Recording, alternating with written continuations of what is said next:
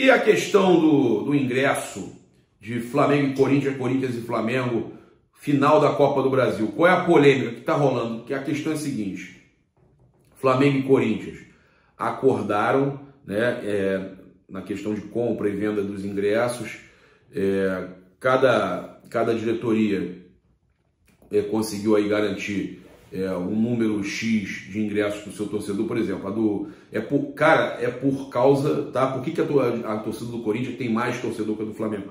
É porque é em cima de porcentagem. Neoquímica Arena cabe menos gente, o Flamengo tem menos gente lá. Maracanã cabe mais gente, a torcida do Corinthians tem mais gente aqui no Maracanã, entendeu? Então é por porcentagem, diferente da Libertadores, que era a quantidade fechada. A diretoria do Corinthians resolveu, cara, eles vão arcar, tá? Pagar dos cofres do clube R$310 dos R$400 que serão cobrados pelos torcedores nos jogos como torcida visitante, tá? Então, por exemplo, o torcedor do Flamengo que vai comprar o ingresso para o jogo, né? Informação do meu timão, tá? Crédito aí para o meu timão. Torcedor do Flamengo que vai para São Paulo e quer pagar o ingresso lá, ele vai pagar R$400.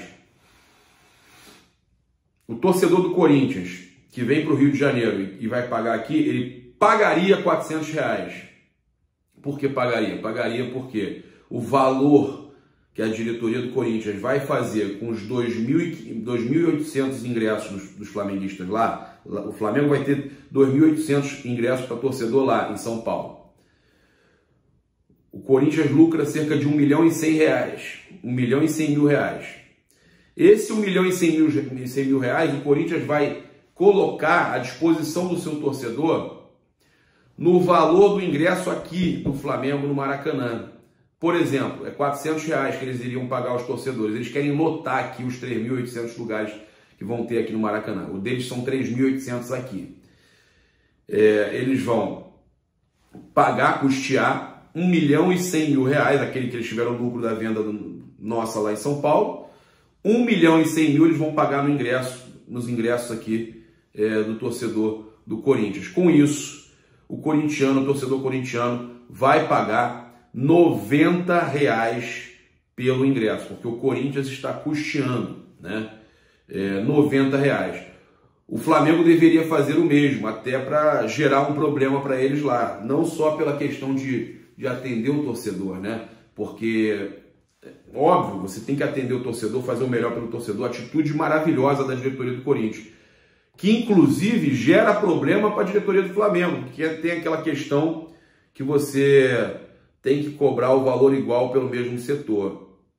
E já que os corintianos estarão aqui no setor sul, o setor sul ali teria que estar com o mesmo valor e não está, né? Mas o Flamengo pode alegar que é superior e o outro é inferior. Isso aí quebra tranquilo. A questão principal é a seguinte: a diretoria do Flamengo tem obrigação de fazer o mínimo pelo seu torcedor e custear da mesma forma e falar, ó, vocês vão pagar lá em São Paulo R$90, para estimular o torcedor do Flamengo a ir para São Paulo e mostrar que essa diretoria se preocupa aí com o torcedor rubro-negro, tá? Isso é o mínimo que a diretoria pode fazer, fica o recado aqui, fazer igual, né? Igualar os preços aí que eles estão fazendo, né? Isso é o mínimo. Questão do estádio, Paparazzo, tem chance ainda do Flamengo ter estádio? Morreu isso, era só eleição? Bem, o Bandeira de Melo, ex-presidente do Flamengo, foi eleito justamente pela sua sinceridade, né? O torcedor, não digo que foi só eleito por torcida do Flamengo, ele foi eleito por todos. Todo mundo viu a administração que ele fez, todo mundo viu que ele é exemplo, votou no Bandeira de Melo e ele entrou para deputado federal, né? E vai ser mais um aí para também ajudar o Flamengo lá na Câmara dos Deputados. Então, o ex-presidente do Flamengo, Bandeira de Melo, ele avisou no canal do Benja, no programa Papo Reto que eu participo, que muita coisa era campanha política, para ficarem ligados. E a gente teve realmente muito político aí fazendo promessa com relação ao estádio que não entrou. Esses caras não entraram. E o Bandeira tinha avisado que poderia ser. Só que, né, eu conversei com uma pessoa que é considerada aí braço direito do Rodolfo Landim. Conversei com essa pessoa. Eu ontem estava falando muito sobre eleição com essa pessoa. Conversei sobre tudo que aconteceu, quem não entrou, quem entrou. E entramos no assunto estádio. E aí ele me falou: Paparazzo, a questão é a seguinte, o terreno não é 100% que vai ser no gasômetro, tem alguns problemas, está difícil. O Flamengo não quer depender, a não ser que isso seja resolvido, mas o Flamengo não quer depender de político para resolver a questão de terreno. O Flamengo quer garantir logo um local bom para construir. O gasômetro era o sonho de consumo, o sonho de consumo ali o local, mas o Flamengo pode sim mudar o terreno do estádio que será construído. Mas por que eu falei será construído? Falei porque ele me falou: o Flamengo quer construir o estádio, já é decidido, principalmente porque o governador Cláudio Castro, que foi quem foi responsável aí pela mudança na questão do Maracanã, na gestão do Maracanã, né? Ele reelegeu, ele foi reeleito, o Cláudio Castro.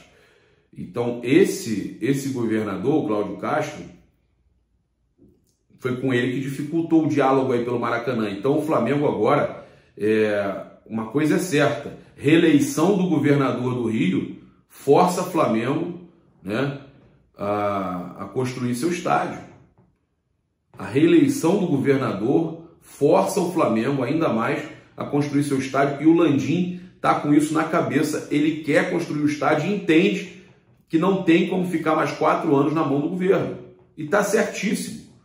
O que me passaram foi isso, que o Landim não quer mais ficar na mão do governo. Então, é real, o Flamengo quer construir o estádio, mas a questão do terreno pode mudar e pode atrasar a construção um pouco, sim. O Flamengo tenta correr com isso, mas pode atrasar um pouco. Agora, é real, tá? Isso não era campanha. O Flamengo quer e vai construir o seu estádio e quer agilizar a compra do terreno, tá? Volto a dizer, a questão do governo e a decisão do edital e tudo mais, a decisão do próprio governador que foi reeleito, aceleram, tá? Essa questão do Maracanã acelera a construção do estádio do Flamengo. Bem, o Pedro aí, cada vez com mais moral, desde que chegou ao Flamengo em 2020, o Pedro já disputou 80 jogos, sendo só a metade deles como titular, e já marcou 30 gols. Esse número aí faz com que ele entre no top 10 dos maiores artilheiros do clube na história do Campeonato Brasileiro, tá? Então, o Pedro passou o Tita com 29 gols e está em 9º lugar com 30 gols. Essa lista aí é liderada pelo Zico com 135 em 249 jogos. Segundo lugar, Gabigol, 62 em 98. Né? O Pedro está em nono. O Bruno Henrique é o terceiro com 42 em 96. O Pedro, terceiro, 30 gols em 80 jogos. Né? O Petkovic, 31 gols em 98 jogos, é o próximo a ser batido. O Pedro já fazendo 2 gols, passa o Petkovic, fazendo 5 gols, passa o Nunes, que é o 7º colocado. Tá? O Romário, cara, olha, esses todos aqui, eu acho que ele passa rápido. O Romário é o 6º com 37, Renato Abreu é o 5º com 40, Bebeto é o 4º com 41 e o Bruno Henrique é o 3º com 42.